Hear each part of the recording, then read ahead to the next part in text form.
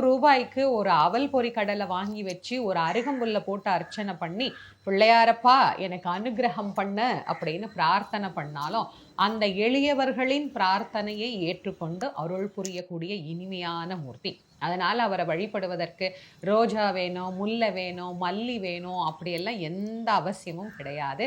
அருகை எடுத்து அவன் அருகே சென்று அர்ச்சித்தால் பகுதி, தகுதி, விகுதி என்கின்ற பல்வேறு நலன்களை நமக்கு அருளக்கூடியவராக விளங்குகிறார் அப்படின்னு விநாயகனை பற்றி அருளாளர்கள் எல்லாம் நமக்கு வாழ்த்தி இருக்கிறார்கள். அந்த விநாயக பெருமான வழிபாடு பண்ணா உடனடியான நலன்கள் அப்படிங்கிறது நமக்கு கிடைக்கும். பொதுவா நீங்க பார்த்தீங்கன்னா, ஒரு காரியம் தடைபட்டு கொண்டே இருக்கு. அந்த காரியம் நமக்கு உடனே நடக்கணும் அப்படின்னா, என்ன பண்றது அப்படின்னு நெறைய பேர் கேட்பாங்க. நான் எளிமையா அவங்களுக்கு ஒரு விஷயம் சொல்லுவேன். உங்க வீட்டு வாசல்ல ஒரு பிள்ளையார் இருப்பார். ஒரு தெருவுலயோ, நம்ம வீட்டு பக்கத்திலேயோ ஒரு பிள்ளையார் இருப்பார் இல்லையா? அந்த பிள்ளையாருக்கு போய் ஒரு சிதறு காய் ஒண்ணு உடைச்சிட்டு ஒரு காரியத்த தொடங்குங்க.